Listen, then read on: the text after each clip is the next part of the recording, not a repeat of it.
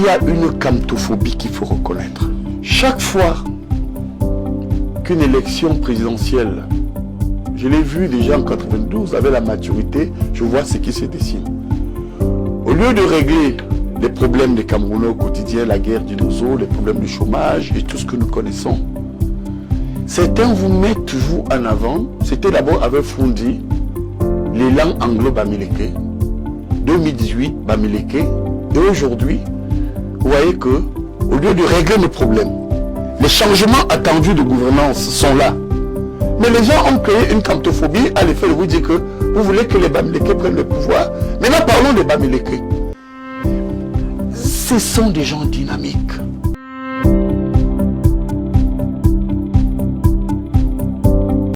Salut à toi et merci encore une fois de plus d'avoir cliqué sur ma vidéo. Si c'est ta première fois de passer par ici, je m'appelle Fabrice Zopop.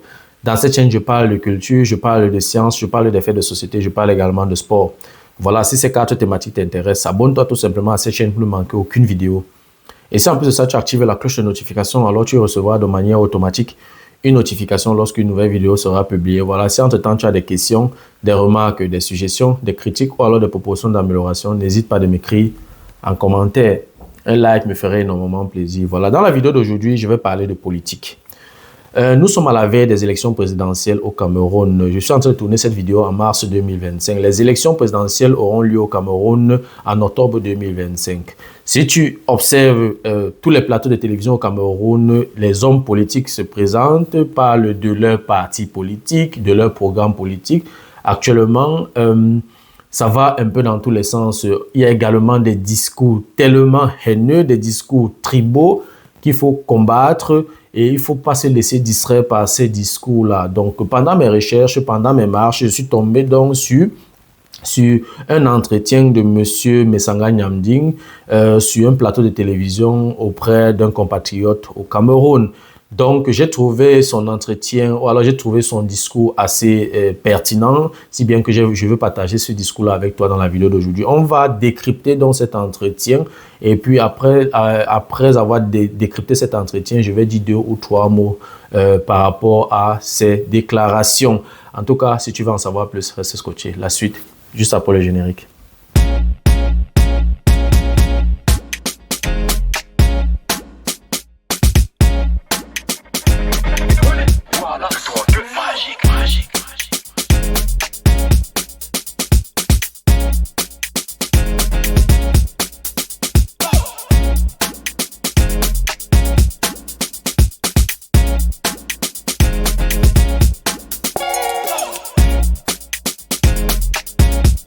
Voilà, comme je l'ai annoncé à l'introduction, pendant mes marches, je suis tombé donc sur un entretien de M. Messanga Nyamding sur un plateau de télévision où il a fait des déclarations assez pertinentes et j'aimerais partager ces déclarations avec toi dans la vidéo d'aujourd'hui.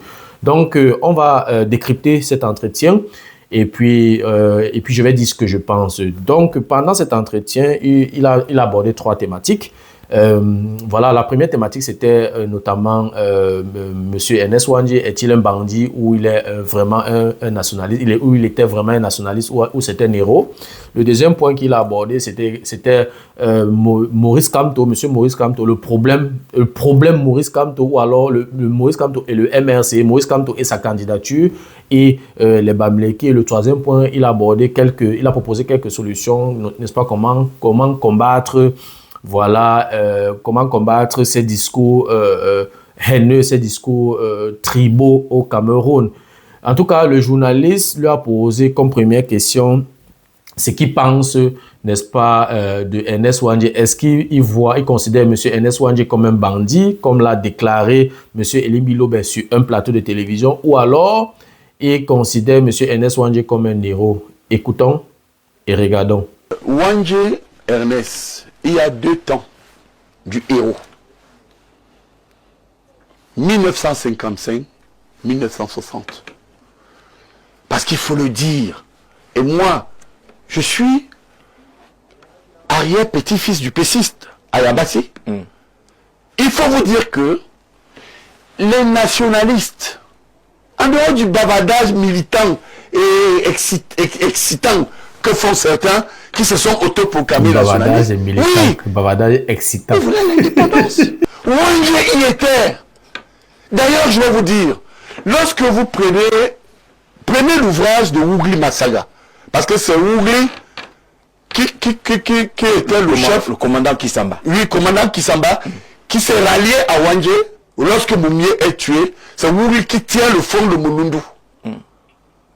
A dit Ougli s'est rallié au centre à Ernest Wanje, qui était un homme très intelligent, pondéré, mais qui a été vite débordé par les exactions du maquis. Je vous donne quelques sources. En dehors de M. Sabaleko, si vous prenez tous ces gens qui bavardent, qui crient à la mort, qui crient à l'injustice, demandez à ces personnes qui était préfet du Mungo lorsque Wanje fut arrêté. Je vous donne son nom. Qui était préfet? C'était Enamba. Écoutez-moi bien. J'ai discuté avec Enamba lorsque je faisais ma thèse. Parce qu'au-delà de ce qu'on voit dans les bibliothèques de Londres, Beaubourg, Cujas et partout où nous sommes allés, il y a ce qu'on appelle le terrain, l'empirisme. Oui. Bien, suivez-moi bien. Le commandant, le capitaine militaire de la zone du Mungo, c'était le capitaine Samombo. Il a fini sa vie générale. Sa famille nous écoute. Tous peuvent témoigner de ce que c'est lui qui était en Konsamba comme capitaine. Il a fini général sous Paul Biya. Je l'ai rencontré. Je le cite sur les pratiques du maquis. C'était la mort. On égorgeait, on éventrait les femmes, on tuait. Je vous dis bien qu'entre 64 et 71, malheureusement, les Wanje étaient impliqués dans des crimes graves. D'ailleurs, il a été jugé et pendant ce jugement, il a reconnu les faits. Mais c'était le héros qui malheureusement tombait sous le coup de la loi. Le commandant de compagnie de gendarmerie, en juillet, août 71, j'ai ça dans mes travaux, lorsque M. Wanje est appréhendé, est arrêté, ce commandant s'appelle le capitaine Man. Il a fini colonel, il est décédé il y a quelques temps. Le capitaine Man. Il a écrit un livre. C'est lui qui a escorté Wanje dans l'avion militaire qu'il a amené à Yaoundé. Je cite également Man ici, et dans l'avion, Wanje lui dit: j'ai été trahi par Ndormo. Vous savez pourquoi?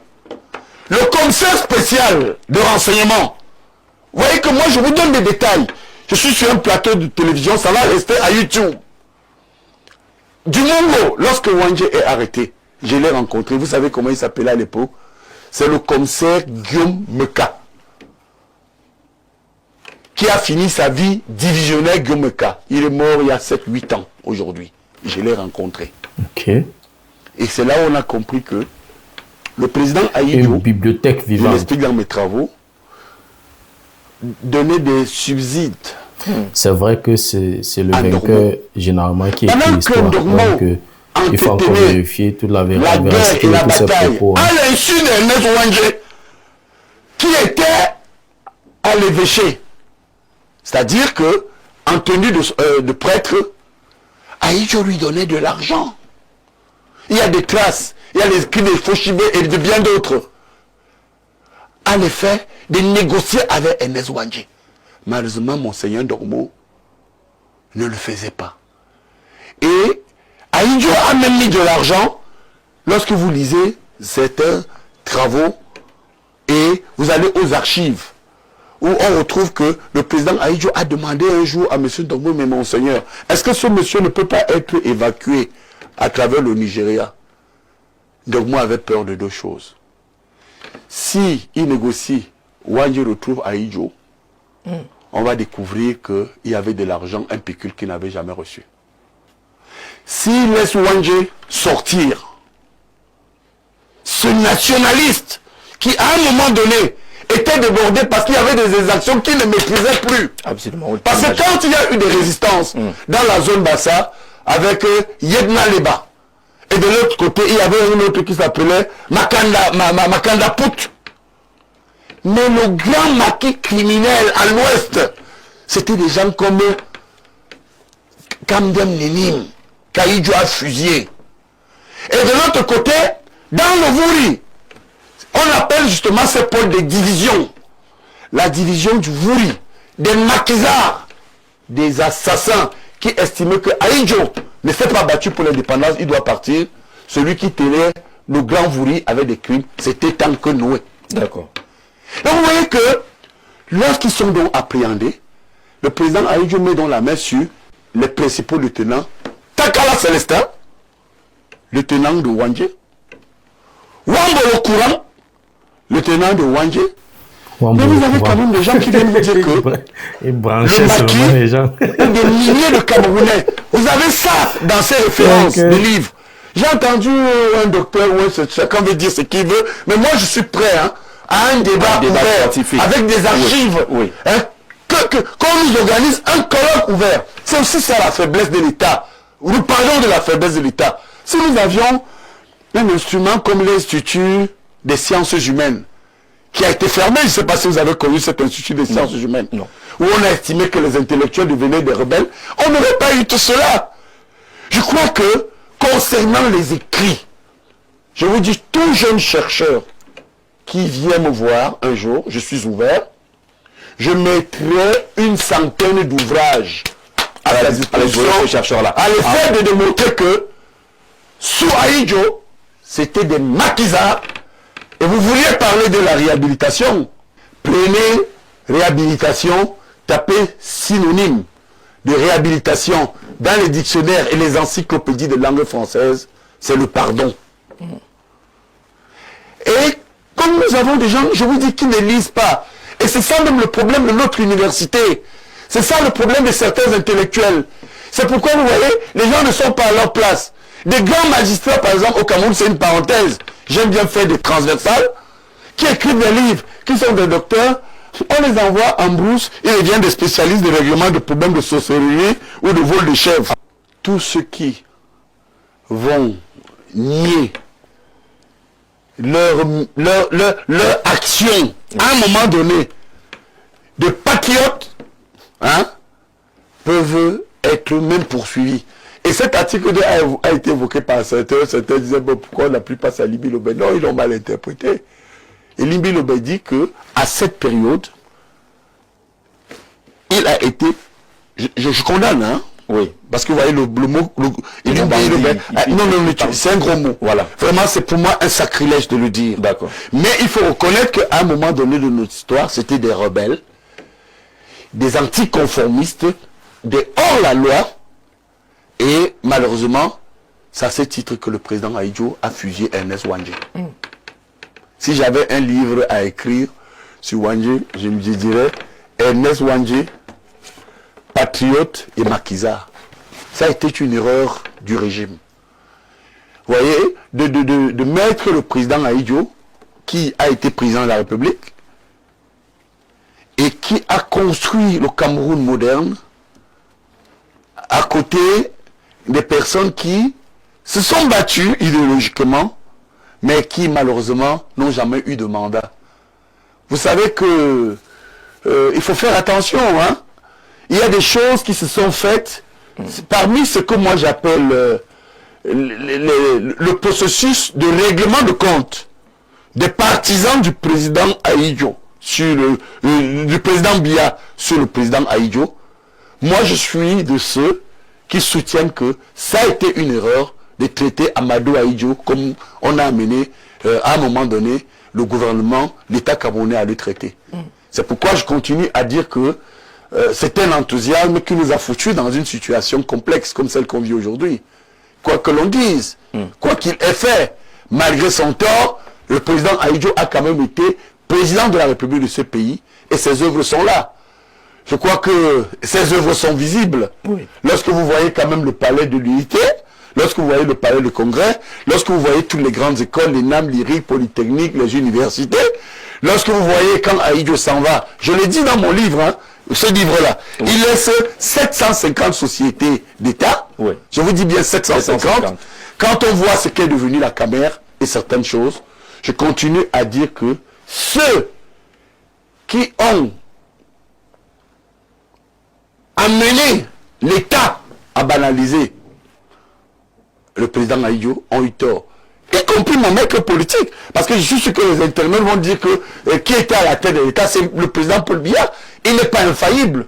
Sur ce plan bien précis, je crois que le président Ahidjo sera mieux réhabilité par l'histoire si le président Biya lui-même ne le fait pas avant son départ. C'est parce que moi, je suis biaïste. Le président Paul Biya, personne ne l'enlèvera de mon cœur. Mais il faut avoir la capacité à dire que, à propos du président Ahidjo, quel que soit ce qui s'est passé, il ne méritait pas le sort qu'on lui a réservé sur le renouveau.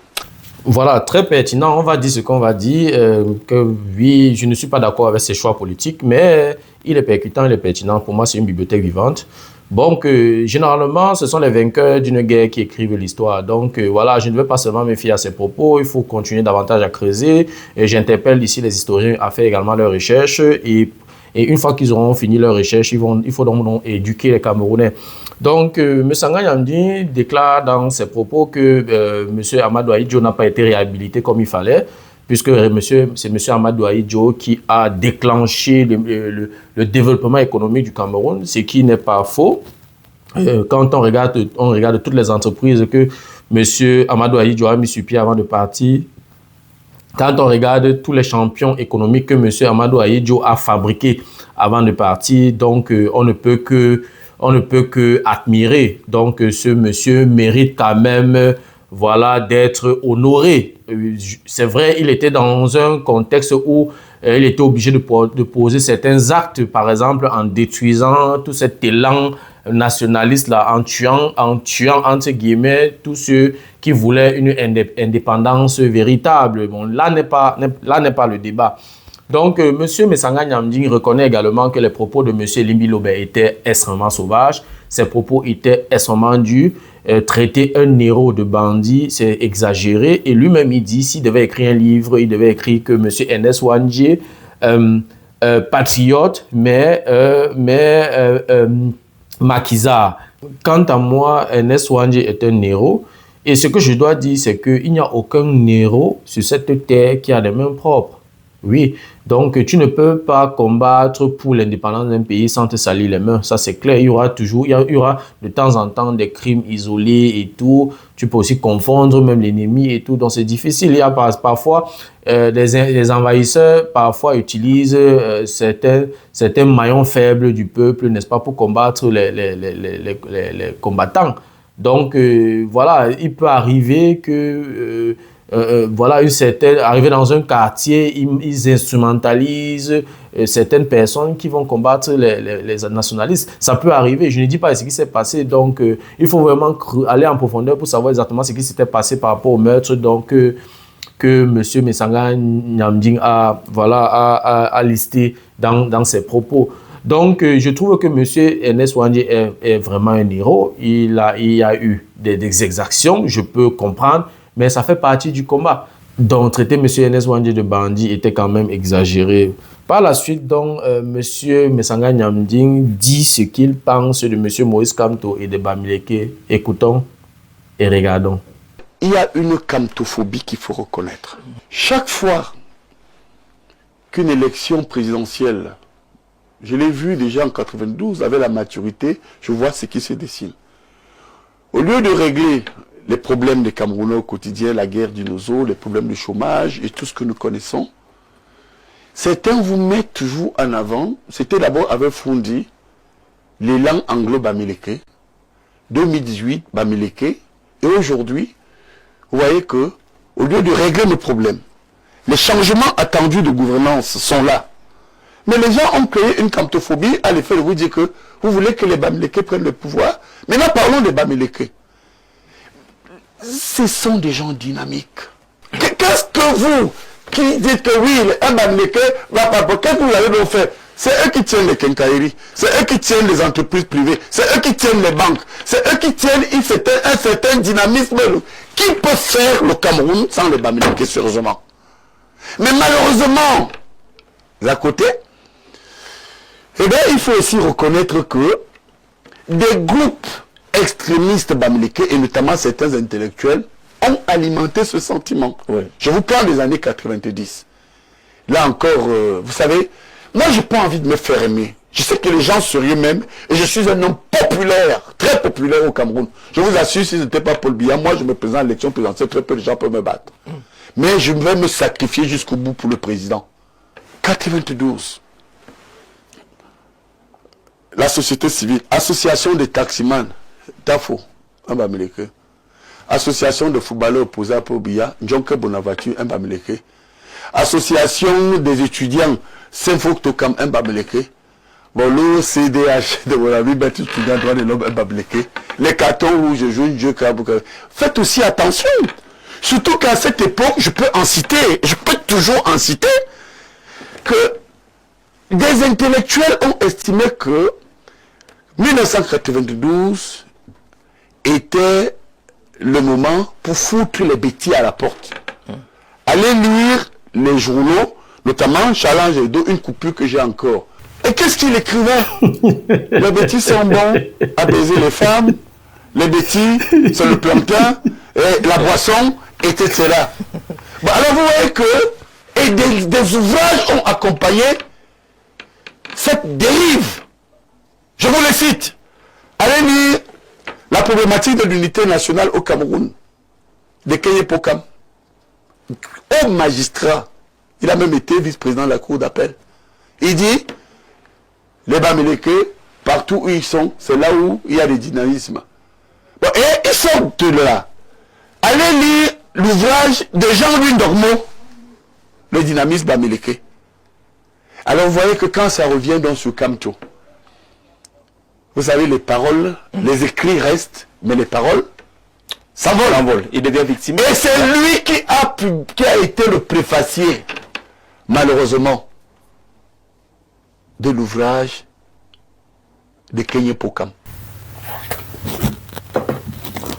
Oui, il est cru dans ses propos. Hein. Je vais dire, il a dit beaucoup de choses. Premièrement, il a parlé de kamtophobie. Il faudrait que les Camerounais fassent très attention. Ce n'est pas M. Maurice Kamto qui est le président de la République du Cameroun. On a un gouvernement actuel qui est en place. On a des défis, on a des problèmes au Cameroun. On a des secteurs, presque tous les secteurs ne fonctionnent pas. Il faudrait qu'on interroge le gouvernement actuel. Pourquoi est-ce que les Camerounais n'ont pas d'eau, n'ont pas d'électricité, n'ont pas de route, n'ont pas d'hôpitaux? C'est au gouvernement qu'on doit s'adresser maintenant. Si M. Maurice Kamto pose sa candidature, c'est quand il sera président, ou alors comme il pose sa candidature, il a un programme politique. Interrogeons-le sur son programme politique, comment il compte faire pour résoudre les problèmes du Cameroun. Voilà là où on a interrogé M. Maurice Kamto. Mais on ne va pas prendre comme, alibi, n'est-ce pas, le fait que M. Maurice Kamto vient avec de mauvaises intentions. Il vient pour détruire le Cameroun, pour distraire les Camerounais et pour manipuler les Camerounais. Ce n'est pas de ça qu'il s'agit. Actuellement, tous les secteurs au Cameroun sont malades. Et beaucoup de Camerounais pensent que Maurice Kamto peut venir avec le changement. Donc, faire en sorte que les Camerounais détestent M. Maurice Kamto, faire en sorte qu'il y ait une kamtophobie, comme lui-même il l'explique, comme M. Messanga Nyamdi explique dans sa vidéo. En fait, c'est manipuler les Camerounais et empêcher les Camerounais de comprendre ce qui est contenu dans le programme politique de Maurice Kamto et réduire la campagne électorale ou alors réduire le programme politique de Maurice Kamto en tribaliste ou alors en un repli identitaire. C'est dangereux. C'est dangereux. Je pense que c'est une méthode extrêmement dangereuse. Il faudrait que les Camerounais soient suffisamment lucides, suffisamment objectifs, qu'ils sachent ce qu'ils veulent. Parce que ce sont des Camerounais qui vont choisir leur président. C'est pour ça qu'il faut tout faire pour s'inscrire massivement sur les listes électorales, aller voter et puis être prêt à surveiller le vote. C'est très important. Parce que maintenant, là, j'ai l'impression que dès qu'il y a un petit problème, on oriente ça seulement vers M. Kamto. Il y a un petit problème, on oriente ça seulement vers les Bamileke. C'est extrêmement dangereux. M. Maurice Kamto n'est pas le président de la République du Cameroun. Et il le dit. Il le dit dans son propos. Bon, il a aussi parlé de quelque chose de quand même intéressant, notamment l'ouvrage de M. Keye Pokam. Je ne sais pas si le fait d'être préfacier d'un ouvrage veut dire que tu es d'accord du contenu de cet ouvrage-là. Je ne sais pas. Donc, de toutes les façons, si tout ce qui était dans l'ouvrage de M. Keye Pokam, M. Maurice Kamto a d'accordé ça, c'est un débat qu'on doit en discuter. Mais si on veut évaluer M. Maurice Kamto, et il faut aussi savoir qu'il n'y a aucun homme politique durant son parcours qui n'a pas fait des erreurs. Oui, il a certainement fait des erreurs pendant son parcours, mais il est question, nous sommes en 2025, à la veille des élections présidentielles, on veut que M. Moïse Kamto, s'il est candidat à la prochaine présidentielle, il doit nous présenter un programme politique, qu'il explique son programme politique, qu'il nous dise aux Camerounais comment est-ce qu'il va faire pour implémenter son programme de société ou alors son programme politique. C'est de ça qu'il s'agit. Donc, il ne faudrait pas que nous soyons distraits, il ne faudrait pas qu'on nous oriente dans une direction pour nous faire perdre notre objectif, pour nous empêcher d'être focus. C'est très important. Donc, tous ceux qui se lancent dans le combat contre les Bamileke, contre Maurice Kamto, lorsqu'on va finir de combattre Maurice Kamto, on va revenir à nos réalités. Oui, parce que si en 43 ans, on n'a pas d'eau potable, en 43 ans, on n'a pas d'électricité, on peut faire ce qu'on veut de Maurice Kamto, on peut faire ce qu'on veut de Kaba Libi, on va se retrouver dans la même situation dans 5 ans, dans 100 ans. Les autres pays avancent à la vitesse de l'éclair. Nous sommes là, on marque les pas sur place. Donc, vraiment, soyons focus, observons les programmes politiques des différents candidats et puis à la fin, chacun va faire son choix. Donc, il ne faut pas qu'on nous instrumentalise, il ne faut pas qu'on manipule les Camerounais. Donc, ça, c'était le deuxième point que M. Messanga Nyamding a abordé donc, pendant cet entretien-là. Le troisième et dernier point que M. Messanga Nyamding a abordé dans cet entretien, ce sont des solutions pour combattre les discours tribaux, les batailles tribales et tout le reste. Le journaliste lui a posé la question de savoir comment faire pour combattre ce repli identitaire, ces combats tribaux, cette guerre tribale et tout ça au Cameroun. Donc, écoutons et regardons. Il faut bien gouverner le Cameroun. Parce que vous voyez, les motifs d'un système qui, sur certains plans sectoriels, a mis le pays par terre, a entraîné le tribalisme pour distraire les gens. Autant je condamne ces intellectuels, autant je condamne ces mouvements, ces faux mouvements tribalistes de la société civile. Je suis membre du comité central, missionné en France. Je vais prendre contact avec les mouvements politiques en France. À l'époque, le Parti Socialiste et l'UMP. Alors, dans cette autre mission politique, parce que nous sommes en train de préparer un certain nombre de choses politiquement autour du parti du chef de l'État, ben, ils écrivent dans les réseaux, si Messanga vient, on va le faire ceci, on va l'égorger, on va taper. Je suis descendu de l'avion. Et j'ai dit, je suis à tel endroit, à telle heure.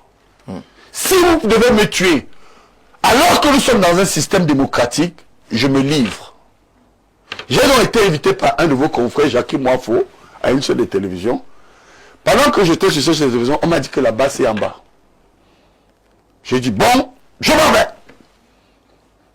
Et quand je suis sorti de cette émission, je vous assure, contrairement à ce qu'on dit, ils m'ont dit, professeur, nous vous écoutons, nous ne sommes pas contre vous, mais nous avons tout simplement voulu vous faire passer un message pour le président de la République. Et le message était que le Cameroun va mal, certains parmi nous étaient étudiants, ils ont été chassés de l'université. Oui. Et ils nous disent que votre discours est peut-être celui qui peut être le pont aux ânes entre le pouvoir et nous. Et certains parmi nous aussi, et ça c'était quand même l'impossible, hein. Je l'ai dit d'ailleurs, peut-être ces habits de la base qui étaient avec moi, notamment leur porte-parole, je l'ai dit à la télévision aussi, Stéphane Tchoumbou, je n'étais pas d'accord, nous voulons que Paul Biya parte ou rien. Alors à partir de là, je leur ai dit, écoutez, je vous ai compris, je vais transmettre le message. Je voudrais même vous dire qu'à la fin, dans le véhicule de mon fils, qui était accompagné, qui était à mes côtés, certains rentraient à pied. Et il était 3 h du matin, j'ai terminé l'émission à 23 h. Mais j'étais dans la voiture avec eux. Je suis allé déposer ces gars de là-bas, certains chez eux. Nous nous sommes dit au revoir. Parfois, certains me trouvent frimeur. Quand je porte un costume fonction comme ça, ce n'est pas l'argent du Cameroun. Je n'ai pas de souci. Je n'ai pas de problème. Parce que vous n'avez pas faim. Certains bousculent l'escarcelle académique. Regardez le jour où on me dit Agaroua, injustement. Pas mon frère et ami Fabien Ndongo, qui m'envoie injustement Agaroua. je suis à la télé, si je mens, qu'un seul professeur de lyrique démente. Après Pondy, spécialiste en RI, Laurent Zan, Ngwakoli, Dieudonné Yono, je suis dans le domaine le seul professeur pur de relations internationales. Et donc vous je ne suis pas en train de vous dire que les autres sont mauvais. Oui. Les autres sont bons, mais ils sont dans les politiques publiques. D'ailleurs, techniquement, j'en profite pour passer un message. Lorsque vous faites relations internationales, dans les relations internationales, il y a les politiques publiques. Puisque l'action publique internationale en matière de droits de l'homme, politique économique, politique sécuritaire, impose une vision aux États. Mais dans les politiques publiques, c'est la science politique de soi. On a sacrifié les étudiants qui nous écoutent. Qu'ils fassent des messages. On a sacrifié des étudiants parce que mes amis, les femmes Ndongo et autres, voulaient régler leur compte politique. Et ça n'avait rien à voir avec la politique actuelle. Mes prises de position politique n'avaient rien à voir avec ma carrière universitaire. Oui. Alors, mais je reviens donc sur la base. Oui.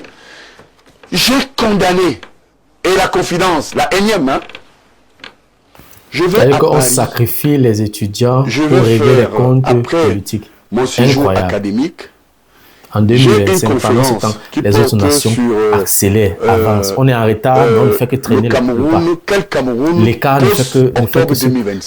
L'écart ne fait qu'être grand entre le Cameroun et les autres nations. La base sera là. Les Camerounais seront là. Vous serez informés. Je vais la faire à Paris. Je vais intervenir à Genève. Je vais aller en Hollande. Je sais là. D'ailleurs, s'ils m'écoutent, j'arrive avec cette conférence. Quel Cameroun post-2025. Le Cameroun post-électoral. Lorsque vous voyez octobre 2025, les tueries à Bamenda, ce sont les Bamileke ou la basse. Lorsque vous voyez ce qui se passe avec Boko Haram à l'extrême nord, ce sont les Bamileke et la basse. Lorsque vous voyez aujourd'hui ce qui se passe, la grève OTS, on n'a jamais réglé ce problème, ce sont les Bamileke et la basse. Chaque groupe ethnique à un moment donné, si vous jugez l'action de certains individus par leurs ethnies, je vais dire que ce n'est pas juste. La basse est un mouvement de contestataires. Certains viennent vous dire, oui, ils sont majoritairement de l'Ouest. Et les ambazoniens, c'est la basse qui a créé Ayabacho Lucas, qui est un ambazonien. Est-ce que vous avez appris que les Bamileke ont pris des armes? On a pris des armes à Bamenda. On a pris des armes. Ceux qui ont pris des armes, c'est l'Ayabacho Lucas. C'est les Tapan Aivo. Quand vous prenez Ayabacho Lucas, Tapan Aivo, Eric Tato, et bien d'autres, ambassadeurs de Defense Force, ce sont les Bamileke. Ce sont les Bamileke. Donc vous comprenez donc qu'il y a une cantophobie que moi, M. Sanganyamdi, qui ne suis pas du MRC, et qui ne suis pas proche de Camto, je voudrais ici saisir l'opportunité de votre émission pour dire aux Camerounais, arrêtez. Vous ne pouvez pas traiter les Bamileke comme ça. Arrêtez. Regardez-nous dans les yeux. Regardez-nous en face. Arrêtez cette affaire. D'accord. Parce que quelques individus organisés disent Biya doit partir absolument parce que nous soutenons, même s'ils soutiennent Camto, vous vous mettez à dire que c'est un complot Bamileke. Maintenant, je vais plus loin et je m'arrête là. J'aime illustrer. Est-ce que vous avez déjà entendu parler des radicaux ou des personnes, des contestataires, je préfère ce mot, parce qu'il faut être élégant aussi, hein, dans le langage. Des contestataires comme J. Il est quoi? C'est pas un Ewondo. Donc quand vous prenez Valsero, il est étonné. Voilà, étonne. Ma mère est étonne, non, c'est ma grand-mère qui est Ewondo. C'est un bon étonne.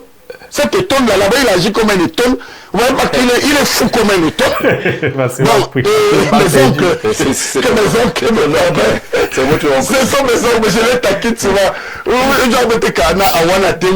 Ça veut dire qu'Awana Tenkwal, c'est 15 minutes pour qu'on revienne. Malheureusement, les 15 minutes de folie, Valsero lui les a chaque heure. Alors, maintenant, quand vous allez plus loin, regardez Patrick Nouma. Ce n'est pas un étonne. Bon, maintenant revenez maintenant, regardez cette charmante dame, cette brave dame, cette intellectuelle, Marlène Mvuto, qui se dit persécutée. Vous savez, les gens peuvent vous dire ce qu'ils veulent. Les gens écoutent Marlène Mvuto. Elle n'est pas boulot. Elle est boulot. Mais alors quand vous allez vous dépasser dans cette dynamique, pourquoi les gens ne se focalisent pas pour dire que, même le commissaire est béni, pour dire que oui, les Bétis, les anglophones, les Bamileke, etc. Et les autres sont contre Paul Biya. Regardez l'opposition. Votre frère de l'Est là, Olivier Billet, il est pour Paul Biya. Non. Mais vous voyez, vous avez encore d'autres, la Keremouna. Vous avez, mais pourquoi les Bamileke ne peuvent pas librement dire qu'ils ne soutiennent pas le régime et qu'ils n'en veulent plus? Je voudrais dire aux gens que regardons les problèmes de gouvernance. La gouvernance actuellement, à travers des approximations, n'est pas bonne. Quand vous le dites, les gens sursautent. On va régler son compte. Et vous savez, on a tué beaucoup d'intellectuels parce qu'ils ne peuvent pas parler.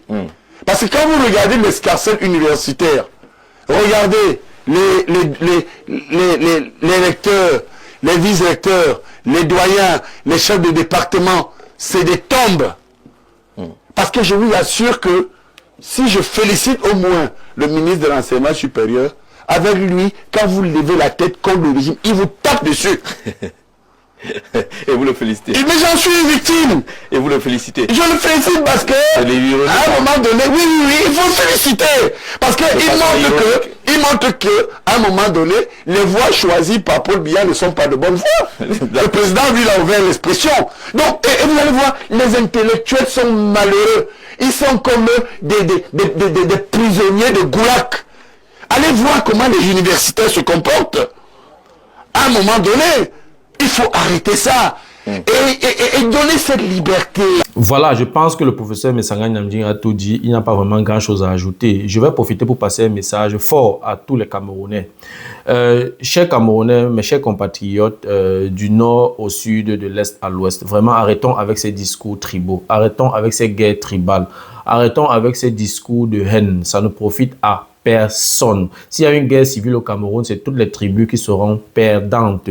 Les autres nations avancent à la vitesse de l'éclair. Nous sommes déjà suffisamment en retard. Si on fait une guerre civile au Cameroun, ça va nous retarder au moins de 100 ans. Donc, ça ne sert à rien. Vraiment, activons déjà notre cerveau, activons déjà notre discernement. Ne nous laissons pas manipuler par les politiciens, ne nous laissons pas manipuler par certains leaders d'opinion. C'est extrêmement dangereux. Une guerre civile au Cameroun ne va profiter à personne. Donc, le seul travail que nous devons faire, premièrement, c'est d'aller d'abord s'inscrire massivement sur les listes électorales, de observer, lire les programmes politiques des différents candidats et puis à la fin, chacun fera son choix. Si on s'est inscrit massivement sur les listes électorales, on a bien observé nos candidats, on a écouté leurs programmes politiques, ils ont déroulé leurs programmes politiques sur les plateaux de télévision. Et puis, à la fin, on vote et on suivait notre vote. Je pense qu'à la fin, on aura le choix, qu'on veut. Donc, vraiment, arrêtons avec ces discours-là. Mettons-nous ensemble pour bâtir notre nation. On a d'énormes défis. Nous n'avons pas d'eau, nous n'avons pas d'électricité, nous n'avons pas d'hôpitaux, nous n'avons rien. Aucun secteur ne fonctionne au Cameroun. Au lieu de se concentrer, ou alors au lieu de passer le temps à mal parler d'une tribu, ou alors à détester un homme politique ou un candidat, vraiment, lisons leur programme politique, observons et puis chacun va faire son choix dans l'isoloir. Ça ne sert à rien. Ces discours de haine ne nous avancent en rien. Les autres nations se moquent de nous partout. Les autres nations se moquent de nous partout. Nous sommes le seul pays au monde qui a les tribus. Non, il y a les tribus dans tous les pays. Mais c'est d'abord le pays. D'abord le pays et les tribus ensuite. Le Cameroun d'abord et les tribus ensuite. Oui. Je pense que si chaque citoyen mange à sa faim au Cameroun, si on a les routes, on a l'électricité, on a l'eau, on a les hôpitaux, je pense que ces discours vont diminuer. Vous voyez donc, en fait, on n'a pas un problème de tribu au Cameroun. Nous sommes mélangés. Nous sommes tous mélangés. Il y a eu un métissage qu'on ne peut plus faire marche arrière. Donc, notre véritable problème, c'est que les conditions de vie s'améliorent. C'est tout. C'est pour ça qu'il faut tout faire, n'est-ce pas, pour observer de près les programmes politiques des différents candidats aux élections présidentielles. Donc, vraiment, Messanga Nyamdjing, il a appuyé là où ça fait mal, il a mis le pied dans le plat. C'est vrai que je ne suis pas d'accord sur certaines de ces déclarations, mais en gros, au moins 70-80%, je suis d'accord avec la plupart de ses propos. Donc, concentrons-nous sur l'essentiel et évitons d'être victime d'une quelconque manipulation. Voilà, c'était tout pour la vidéo d'aujourd'hui. J'espère que la vidéo t'a plu. J'espère que la vidéo a été à la hauteur de tes attentes. Voilà, si la vidéo t'a plu, je te prie de la partager au maximum. Si tu aimerais de temps en temps regarder ce genre de vidéo, ou alors si les contenus de cette chaîne t'intéressent, abonne-toi tout simplement à cette chaîne pour ne manquer aucune vidéo. Et si en plus de ça, tu actives la cloche de notification, alors tu recevras de manière automatique une notification lorsqu'une nouvelle vidéo sera publiée. Voilà, si entre-temps tu as des questions, des remarques, des suggestions, des critiques ou alors des propositions d'amélioration, n'hésite pas à m'écrire en commentaire. Un like me ferait énormément plaisir. Merci encore pour ta disponibilité.